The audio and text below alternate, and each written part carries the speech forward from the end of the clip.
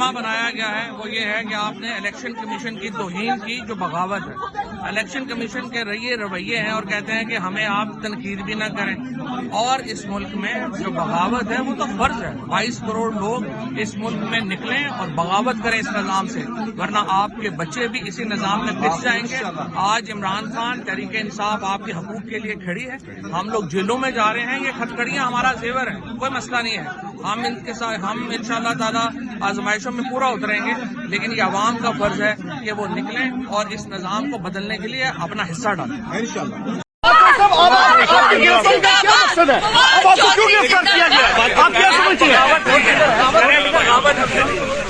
میں تو کہہ رہا ہوں 22 کروڑ لوگوں صاحب اس کے پیچھے کون ہے, آپ کی گرفتاری کے پیچھے کون ہے, آپ نے ایسا. بسم اللہ الرحمن الرحیم. ناظرین, ہٹ سٹوری کے ساتھ میں ہوں شمشاد مانگٹ.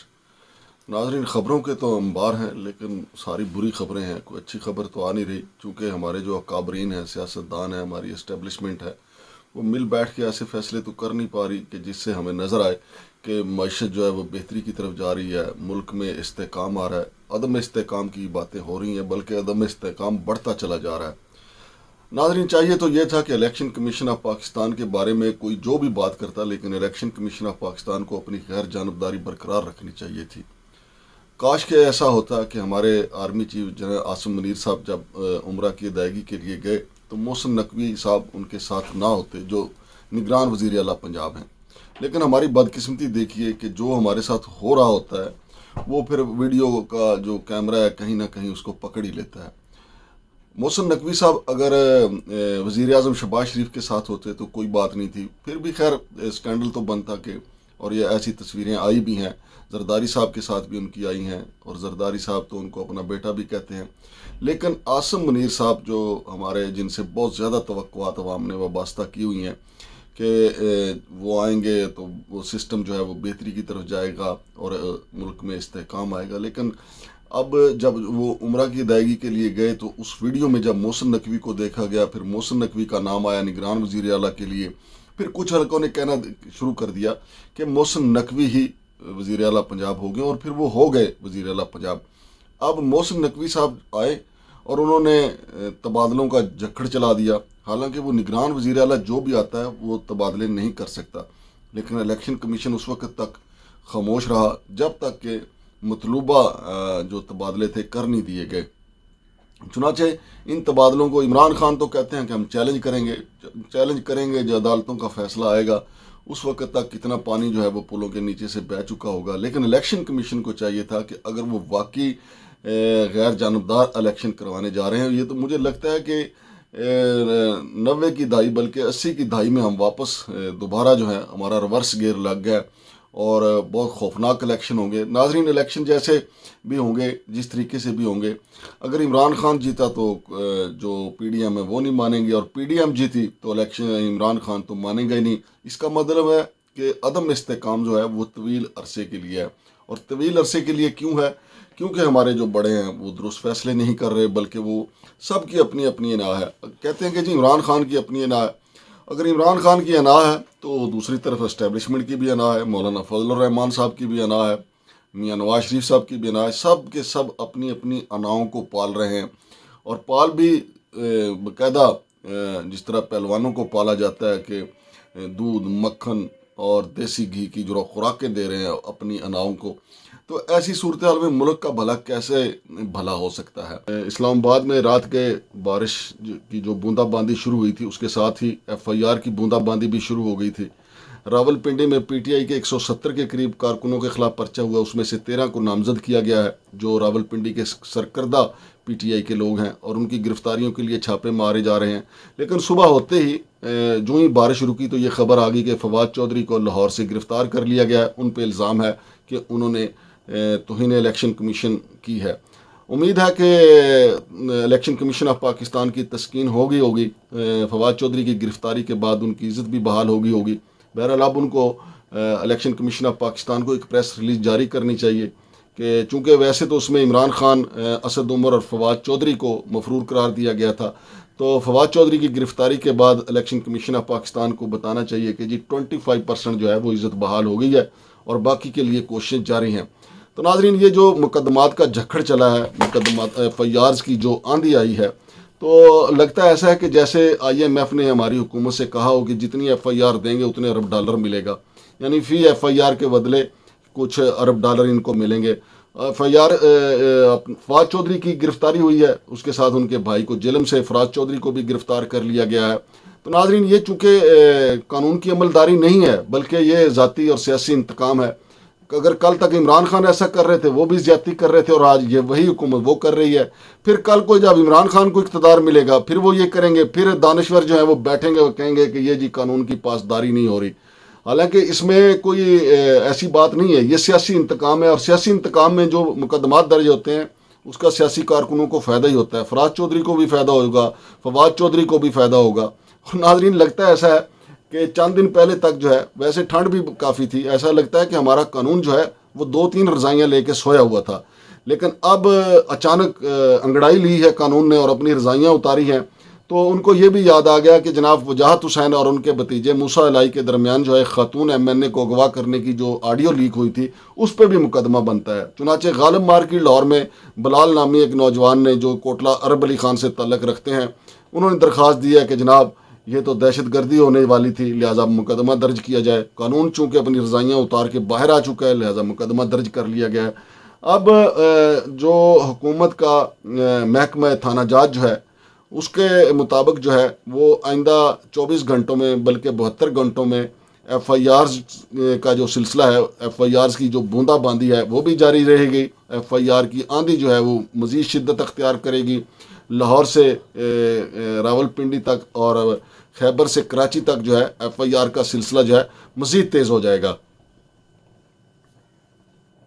ابھی اسی کیس میں توہین الیکشن کمیشن کے کیس میں اسد عمر اور عمران خان بھی مفرور ہیں، ہو سکتا ہے ان کی گرفتاری بھی ہو۔ اور عمران خان کی اگر گرفتاری ہوتی ہے تو میں یہ سمجھتا ہوں کہ عمران خان کو پہلے سے پتہ ہے کہ انہوں نے اپنا ذہن لازمی طور پہ بنایا ہوگا، اگرچہ ان کے مخالفین کہتے ہیں کہ عمران خان 2 دن کی جیل بھی برداشت نہیں کر پائیں گے، لیکن میں یہ کہتا ہوں کہ جو بندہ گولیاں برداشت کر گیا اس نے اپنا جو ذہن سازی جو ہے وہ جیل کے لیے بھی کی ہوگی۔ تو جیل جائیں گے تو پارٹی کو ایک نیا جو ہے وہ حوصلہ اور ولولہ ملے گا۔ ان کے کارکن، آپ کو پتہ ہے پہلے ہی انہوں نے یہ ثابت کیا ہے کہ وہ برگر کارکن نہیں ہے، اور پچھلے 8-9 ماہ سے PTI کا ورکر جو ہے مسلسل مار کھا رہا ہے، اور آنے والے دنوں میں PTI کے لیے وقت اچھا نہیں ہے، چونکہ جو سسٹم بنایا جا رہا ہے اور لگتا نہیں ہے کہ کوئی قوت جو ہے اس سسٹم کو ٹھیک کرنے کے اقدامات کرے گی۔ دوسری طرف ناظرین، میں آپ کو یہ بھی بتاؤں کہ خیبر پختونخوا سے اطلاعات آ رہی ہیں کہ وہاں بھی پٹرول ختم ہے، پنجاب سے اطلاعات آ رہی ہیں کہ وہاں بھی پٹرول ختم ہے، اور یہ پٹرول ختم ہونے والا جو سلسلہ ہے، جو بجلی کا بریک ڈاؤن ہوا ہے، اس میں بھی یہی کہا جا رہا ہے کہ چونکہ ہمارے پاس پٹرول نہیں تھا اس لیے وہ بریک ڈاؤن ہوا۔ اور آپ کو یاد ہونا چاہیے کہ چند روز پہلے ہمارے جو وزیر دفاع ہیں خواجہ آصف نے پہلے ہی کہہ دیا تھا کہ اچانک بلیک آؤٹ ہو سکتا ہے، اور پھر بلیک آؤٹ ہوا۔ اور ابھی تو جو ماہرین ہیں وہ کہہ رہے ہیں یہ ایک ٹریلر ہے، اس کے بعد یہ ٹریلر اور چلے گا، یعنی اس کا مطلب یہ ہے کہ پٹرول اگر واقعی خیبر پختونخوا کے پاس بھی نہیں، پنجاب کے پاس بھی نہیں، تو سب کچھ تو جام ہو جائے گا۔ ہم تو اب الحمدللہ اتنی ترقی کر چکے ہیں کہ یا ہم بجلی کے بغیر بھی نہیں رہ سکتے، پٹرول کے بغیر بھی نہیں رہ سکتے۔ اب تو لوگوں نے جو ان کے گھروں میں پڑی ہوئی پرانی سائیکلیں تھیں وہ بھی جو ہے کباڑ کو دے دی ہیں، لہذا لوگوں کو اب پتھر کے زمانے کی طرح پیدل چلنا پڑے گا۔ لیکن اس کا فائدہ ضرور ہوگا، ان کی صحت پہ اچھے اثرات مرتب ہوں گے، جو چربی چڑھی ہوئی ہے وہ بھی اترے گی پیدل چلنے سے، ان کے صحت کے جو ہے بہتر ہوگی، دل کے امراض بھی دور ہوں گے۔ لیکن یہ تو چلے ایک ذراہ تفنن یہ بات کہی جا سکتی ہے، لیکن جو کام جو ملکی ترقی کا پہیہ پٹرول اور بجلی کے ساتھ چلتا ہے وہ تو رک جائے گا۔ اور آپ کو یہ خبریں بھی تو مل چکی ہوں گی کہ ہماری کتنی ٹیکسٹائل جو ہے وہ بند ہو چکی ہے، بڑے پیمانے پہ جو ہے وہ ہماری فیکٹریاں بند ہو چکی ہیں، اور لوگ بے شمار جو ہیں بے روزگار ہو چکے ہیں۔ لیکن اب یہ نیا سلسلہ، مثال کے طور پہ اب فواد چودھری گرفتار ہوئے ہیں، ان کو کینٹ کی کچہری لاہور میں پیش کر دیا گیا، وہاں سے ان کا راہداری ریمانڈ لیا جائے گا۔ ان پہ PTI کے کارکنوں نے پھولوں کی پتیاں نچھاور کی ہیں، یہاں اسلام آباد لایا جائے گا۔ توقع یہی کی جا رہی ہے کہ 1-2 دن میں ان کی ضمانت ہو جائے گی۔ لیکن چلیں، اپنا ذائقہ الیکشن کمیشن آف پاکستان نے اپنے منہ کا ذائقہ جو ہے وہ بدل لیا ہے، اور فواد چودھری کو اس گرفتاری کا جو ہے وہ بڑا فائدہ ہوگا، کیونکہ یہ سیاسی گرفتاری ہے، اور سیاسی گرفتاریوں سے سیاست دانوں کو ہمیشہ فائدہ ہی ہوتا ہے، نقصان نہیں ہوتا۔ اور ناظرین اس کے ساتھ جڑی ہوئی یہ بھی خبر ہے کہ وزیر اعظم شہباز شریف کی طرف سے کہا گیا ہے کہ نوجوانوں کو، خواتین کو، ٹرانسجینڈر کو جو ہے وہ 75 لاکھ روپے تک کے بلا سود قرضے دیے جائیں گے۔ انہوں نے تو اعلان کر دیا ہے، لیکن آپ بینکوں سے جا کے معلوم کریں، بینکوں میں لوگوں کی جو اپنے پیسے پڑے ہوئے ہیں وہ خوفزدہ ہیں کہ کہیں بینک ہمارے پیسے نہ دبا لیں، چونکہ جو دیوالیہ ہونے کا خوف ہے، بینکوں کے جو مینیجر ہیں وہ لوگوں کو یقین دلا رہے ہیں کہ آپ کا پیسہ کہیں نہیں جائے گا، آپ کا پیسہ نہیں دبایا جائے گا، لیکن وزیر اعظم نے کہا ہے کہ جی آپ 75 لاکھ روپے تک کا قرضہ لے سکتے ہیں۔ اس سلسلے میں میری 2-3 بینکوں کے مینیجر سے بات ہوئی ہے کہ کیا واقعی آپ قرضے دینے کی پوزیشن میں ہیں، تو ان کا یہ کہنا ہے کہ بھائی جان ہم تو ڈنگ ٹپاؤ پالیسی کے تحت چل رہے ہیں، پتہ نہیں پھر حکومت نے جہاں پہ اعلان کیا آپ اس بینک میں جائیں، وہاں سے جا کے قرضے لے لیں۔ تو میرا یہ خیال ہے کہ اس جو مشکل صورتحال ہے ایسے اعلانات نہیں کرنے چاہیے جس سے مزید حکومت کی سبکی ہو، اور اگر واقعی وزیر اعظم صاحب نے یہ کہا ہے کہ 75 لاکھ روپے تک کے قرضے نوجوانوں کو، خواتین کو، ٹرانسجینڈرز کو یعنی خواجہ سراؤں کو دیے جا سکتے ہیں، تو پھر وزیر اعظم صاحب ایک وزیر کی ڈیوٹی لگائیں کہ وہ بینکوں میں جائیں اور ادھر لائن لگوائیں لوگوں کو، بے روزگاروں کی، اور ان کے کاغذات چیک کریں، پھر ان کو قرضے ملنے چاہیے۔ ادروائز تو پھر آپ کی یہ بڑی سبکی ہوگی، آپ کے لیے بدنامی کا باعث ہوگا کہ آپ قرضوں کی ادائیگی نہ کریں۔ اور دوسرا ناظرین، جو صورتحال ملک میں بن رہی ہے کہ ابھی تک گورنر خیبر پختونخوا اور گورنر پنجاب نے الیکشن کا کوئی نہیں بتایا کہ الیکشن کب ہوں گے، بس نگران حکومتیں قائم ہوئی ہیں، اور پنجاب میں نگران جو وزیر اعلیٰ ہیں انہوں نے اپنا کام شروع کر رکھا ہے۔ اب دیکھتے ہیں کہ کیا کچھ تو آئینی ماہرین کا کہنا ہے کہ الیکشن کمیشن آف پاکستان نے جو نگران وزیر اعلیٰ مقرر کر دیا اس کو چیلنج نہیں کیا جا سکتا ہے، لیکن پی ٹی آئی کہہ رہی ہے چیلنج کریں گے۔ دوسرا پھر آتے ہی محسن نقوی صاحب نے جو تبادلے کیے ہیں ان کو بھی کہتے ہیں کہ جی ہم چیلنج کریں گے، پتہ نہیں کتنا ریلیف ملتا ہے یا نہیں۔ بہرحال چیلنج کرنا پی ٹی آئی کا حق ہے اور پی ٹی آئی کو یہ چیلنج کرنا بھی چاہیے، لیکن سب سے بڑا یہ سوال آج بھی اٹھے گا، کل بھی اٹھے گا، آنے والے دنوں میں یہ اٹھے گا کہ کیا جو کچھ ہو رہا ہے اس سے ملک میں استحکام آئے گا؟ قطعی استحکام نہیں آئے گا۔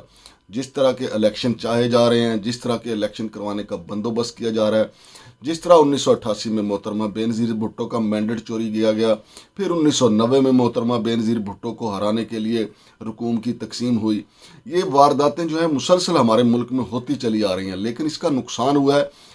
ہم ریورس گیئر میں گئے ہیں اور پیچھے چلے گئے ہیں۔ اب آپ کی یہ ہماری جو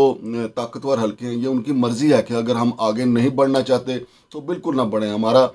پڑوسی ملک بنگلہ دیش ہم سے آگے چلا گیا، انڈیا تو خیر ویسے ہی بہت زیادہ آگے ہے، حتیٰ کہ اب تو افغانستان جو ہے وہ ہم سے زیادہ برق رفتاری کے ساتھ ترقی کر رہا ہے، لیکن کیا ہی بات ہوتی کہ سارے فریقین جو ہیں وہ مل بیٹھ کے یہ فیصلے کرتے کہ پاکستان کو کیسے ترقی دینی ہے، عوام کو مہنگائی سے کیسے بچانا ہے، عوام کو بے روزگاری کے فریت سے کیسے بچانا ہے، عوام کو اعتماد کیسے دینا ہے۔ پاکستان کے عوام کے اندر سب سے زیادہ جو ہے وہ بد اعتمادی پھیلی ہوئی ہے۔